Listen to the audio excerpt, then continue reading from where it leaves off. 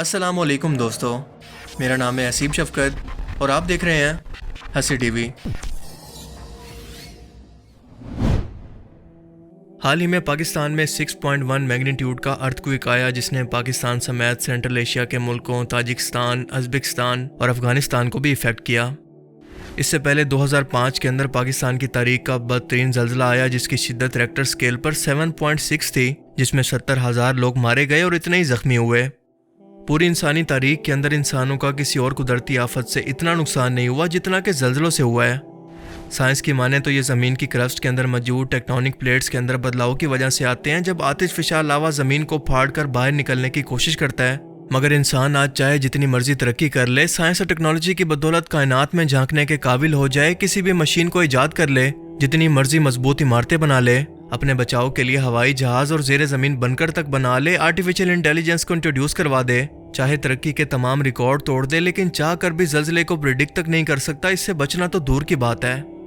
کیونکہ اللہ تعالیٰ ایک زلزلے کا جھٹکا دے کر انسانوں کو یاد دلواتا ہے کہ مجھے یعنی اپنے خالق کو اور اپنی تخلیق کا مقصد یاد رکھو، اپنے مالک اور خالق سے لا تعلق مت ہو جاؤ، اس کی مرضی اور ناراضگی کو دیکھو اور دنیا اور آخرت کا فرق سمجھو، موت کے بعد کی زندگی کو یاد رکھو، کیونکہ تم سے بڑھ کر بھی کوئی ذات ہے جس کی قدرت، عظمت اور جلال کا تم اندازہ بھی نہیں لگا سکتے۔ کیونکہ حقیقت یہ ہے کہ زلزلے جیسی آفت اصل میں اللہ کے غضب اور ناراضگی کی نشانی ہوتی ہے۔ جب زمین پر ظلم و ناانصافی بڑھ جائے، ایسے گناہ ہونے لگیں جو کہ اللہ کو سخت ناپسند ہیں، تو ایسی ہی قدرتی آفتیں اس قوم کا مقدر ہوتی ہیں۔ جب خود کو اسلامی ملک کہلانے والی جگہ کے اندر ہر وہ برائی اور خامی موجود ہو، یہاں کے لوگ ہر وہ چھوٹا بڑا گناہ کرتے ہوں جس سے اللہ نے واضح طور پر قرآن پاک کے اندر اور حدیث میں منع فرمایا، شراب عام ہو جائے، ہر جگہ پر بے حیائی فحاشی ہو، سود کے کاروبار سرے عام چل رہے ہوں، ظلم و ناانصافی حد سے بڑھ جائے، ہم جنس پرستی عام ہو، جوئے کو باقاعدہ ایک کاروبار کی حیثیت مل جائے، شرک اور بت پرستی پھیل جائے، تو انسانوں کی شکلیں مسخ کرنے یا آسمان سے پتھر برسنے کے بجائے قدرتی آفات کی صورت اللہ کا عذاب اس قوم پر ضرور نازل ہوتا ہے۔ حضور اکرم صلی اللہ علیہ وآلہ وسلم کے زمانہ کے اندر مدینہ کے اندر جب زلزلہ آیا تو آپ صلی اللہ علیہ وآلہ وسلم نے فرمایا کہ تمہارا رب چاہتا ہے کہ تم لوگ اپنی خطاؤں کی معافی مانگو۔ ام المومنین حضرت عائشہ رضی اللہ تعالیٰ عنہ فرماتی ہیں کہ جس جگہ پر زلزلہ آتا ہے اگر وہاں کے لوگ توبہ کر لیں اور اپنی بدعمالیوں سے باز آ جائیں تو ان کے حق میں بہتر ہے، ورنہ ان لوگوں کے لیے ہلاکت ہے۔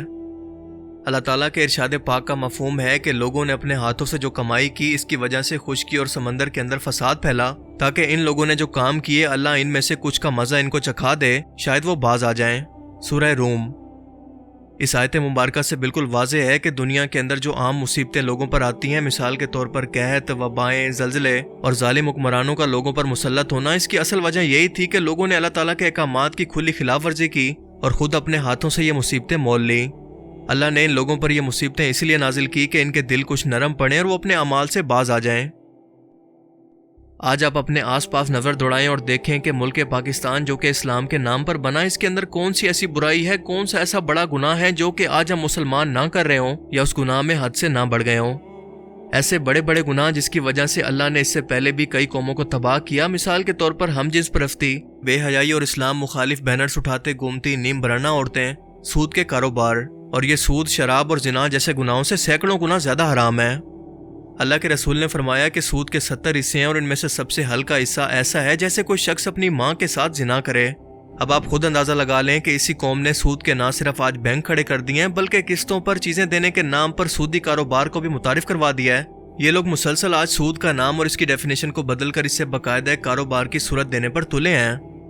اور یہی نہیں بلکہ آج آن لائن اپلیکیشن بھی متعارف کروا دی گئی ہیں جہاں پر لوگوں سے چھوٹی سی رقم کے بدلے اچھا خاصا سود لیا جا رہا ہے۔ یہ لوگ بھی سود خوری کو کاروبار ہی کہتے ہیں۔ اور پھر یہ وہ لوگ ہیں جو کہ کہتے ہیں کہ ہمارے رزق کے اندر برکت نہیں ہوتی، ہم پر نیک حکمران کیوں نہیں بھیجے جاتے، ہماری دعائیں کیوں قبول نہیں ہوتی۔ اللہ سے ایسی شکایتیں کرتے ہیں اور خود انہوں نے سود خوری کے محل بنا رکھے ہیں۔ یہ منافقت کا اعلیٰ ترین درجہ نہیں تو اور کیا ہے، کیونکہ سود تو اصل میں اللہ سے اعلان جنگ ہے، اور قیامت کے دن یہ لوگ قبروں سے ایسے اٹھیں گے کہ ان کے پیٹ سانپوں سے بھرے ہوں گے، ان کے پیٹ ان سانپوں کی وجہ سے اتنے پھولے ہوں گے کہ یہ چل بھی نہیں پائیں گے اور گھسیٹ کر میدان محشر کی طرف بڑھیں گے۔ اللہ ان لوگوں پر بالکل بھی رحم نہیں کرے گا۔ آج اسلامی جمہوریہ پاکستان کے اندر عورت مارچ، فیمنزم اور LGBT کے نام پر اللہ کے احکامات کے خلاف بغاوت اور جو بے حیائی ہمیں دیکھنے کو مل رہی ہے، اللہ نے اس سے پہلے کئی قوموں کو اسی فحاشی اور بے حیائی کی وجہ سے تباہ کیا اور ان کا ذکر قرآن کریم کے اندر بھی کیا، مگر ہم لوگوں نے نہ کوئی اس سے سبق سیکھنا تھا اور نہ ہی سیکھا۔ اللہ پاک نے قرآن کریم کے اندر شراب، جوئے، بت پانسے سے منع کرتے ہوئے فرمایا کہ یہ شیطانی اعمال ہیں، ان سے بچ کر رہو تاکہ تم آپس کی دشمنیوں سے بچ سکو اور فلاح پاؤ، کیونکہ ان کاموں کے اندر انسان اپنے ہوش کو بیٹھتا ہے۔ مگر ہم نے اس کا بھی الٹ کیا اور اس کے باقاعدہ کاروبار کھڑے کر دیے اور پوری دنیا کے اندر اسی مسلم ملک سے صرف کچھ پیسوں کی خاطر جوئے کی پروموشن بھی کر رہے ہیں۔ حال ہی میں پی ایس ایل کے میچز کا پاکستان کے اندر خوب چرچا رہا، اور وہ الگ بات ہے کہ سروے کے مطابق میری جیسی آدھی عوام اسے دیکھتی نہیں ہے، مگر سب سے اہم چیز جس پر تقریباً سبھی لوگوں نے کوئی توجہ نہیں دی وہ ان پلیئرز کی شرٹس تھی جن پر یہ لوگو آپ ذرا غور سے دیکھیں۔ شعیب ملک کی شرٹ پر لکھا ہے 1x بیٹ۔ یہ وہ کمپنی ہے جو کہ آن لائن سپورٹس ایونٹ پر جوا کرواتی ہے اور آج کے ٹائم کے اندر پی ایس ایل کی سپانسر رہی ہے۔ مت ماری گئی ان لوگوں کی کہ اس سال کے پی ایس ایل کے 6 میں سے 4 سپانسر یہی جوئے کے آن لائن اڈے چلاتے ہیں۔ اس کے علاوہ آپ کو کوئٹہ گلیڈیٹرز کی شرٹس پر بی جے سپورٹس کا لوگو دیکھنے کو ملتا ہے، اور اگر آپ کو دیکھ کر لگتا ہے کہ یہ کوئی سپورٹس کا سامان بناتی ہوگی یا کوئی سپورٹس چینل ہے تو آپ بالکل غلط ہیں، کیونکہ یہ کمپنی ایک آن لائن کسینو یعنی جوا کروانے والی ایک کمپنی باجی کی ملکیت ہے جسے نام بدل کر ایڈورٹائز کیا گیا ہے۔ ملتان سلطان کے کیپٹن محمد رضوان کے سینے پر ولف 777 نیوز لکھا ہے، جو کہ خود کو نیوز چینل دکھا کر اصل کے اندر جوئے کی ویب سائٹ چلاتا ہے۔ اس کے علاوہ لاہور قلندرز کی شرٹ کی بیگ پر میل بیٹ لکھے اور یہ بھی جوئے کی ویب سائٹ ہے جہاں پر آن لائن شرطیں لگتی ہیں۔ اور اگر آپ کو میری باتوں پر یقین نہ آئے تو آپ ان سب کو خود سے آن لائن ویریفائی بھی کر سکتے ہیں۔ اب آپ سوچیں کہ یہ کوئی پاکستان کا سب سے بڑا سپورٹس ایونٹ ہے، انٹرٹینمنٹ ہے، یا پھر جوئے کے اڈے کی پروموشن، اس سب کی اجازت کیوں دی جا رہی ہے؟ دراصل یہ کمپنیز بھی بہت چلاک ہیں اور ایک خاص قسم کے طریقہ کار کو استعمال کرتی ہیں جسے مارکیٹنگ کی زبان کے اندر کہتے ہیں سیروگیٹ ایڈورٹائزنگ۔ آپ لوگوں نے سیروگیٹ مدر یا پھر سیروگیٹ پریگنینسی کا نام تو سنا ہوگا، جس کے اندر ماں باپ مل کر ایک عورت سے ایگریمنٹ کے ذریعے مرد کے سپرم اور عورت کے ایگز کو ایک دوسری عورت کے اندر ڈال کر اپنا بچہ پیدا کرواتے ہیں اور اس کے پیدا ہونے کے بعد اسے لے لیتے ہیں۔ بالکل اسی طرح سے یہ کمپنیز بھی اپنے اصل کام اور کاروبار کو چھپا کر ایک نقلی یا پھر عارضی کاروبار کو دکھا کر خود کو پہلے رجسٹر کرتی ہیں اور اپنی مشہوری کے لیے ایسے ایونٹس کو سپانسر کرتی ہیں جنہیں دیکھ کر لوگ ان کی ویب سائٹ پر جا کر ان کے جوئے کے اصل کاروبار کے اندر انویسٹ کرتے ہیں۔ اور نام بدلنے اور چھپانے کی دوسری وجہ یہ بھی ہے کہ دنیا کے ترقی یافتہ ملکوں کے اندر یہ کمپنیز بین ہیں، اسی لیے ایسے تھرڈ ورلڈ کنٹریز کے اندر یہ انویسٹ کر کے لوگوں کو لوٹنے کے لیے یہ اس طرح کے ایڈورٹائزمنٹس کا سہارا لیتی ہیں، کیونکہ ان کمپنیز کے اشتہارات تک کو چلانا ان ملکوں کے اندر بین ہوتا ہے۔ صرف پشاور زلمی اور اسلام آباد یونائٹڈ کی شرٹس پر آپ کو کوئی ایسا لوگو دیکھنے کو نہیں ملا۔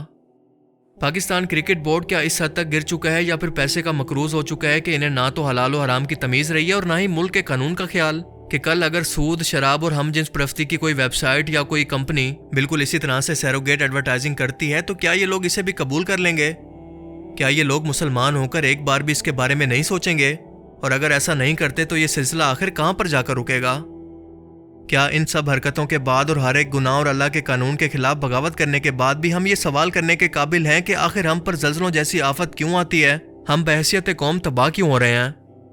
دنیا کے ترقی یافتہ ملکوں نے انصاف، انسانی حقوق اور جانوروں تک کے حقوق کے اندر اس نظام کو اپنایا ہے جو کہ اللہ نے دنیا بھر کے انسانوں کے لیے نازل کیا، اس لیے وہاں پر آپ کو کبھی کبھار ہی کوئی بہت بڑے زلزلے کی خبر سننے کو ملتی ہے، لیکن ہم لوگ کیونکہ ظالم ہیں، اللہ کے ہر اس قانون سے بغاوت کرتے ہیں جو کہ اللہ نے ہم پر حرام کیا، تو ایسی آفتیں اور تباہی ہمارا مقدر کیوں نہ ہو جب تک کہ ہم سچی توبہ کر کے اللہ کی طرف لوٹ نہ جائیں، ورنہ اللہ تو بہت بے پرواہ ہے، اسے کسی کی فکر نہیں۔ اللہ تعالیٰ ہمیں سمجھنے کی اور نیک عمل کرنے کی توفیق عطا فرمائے، آمین۔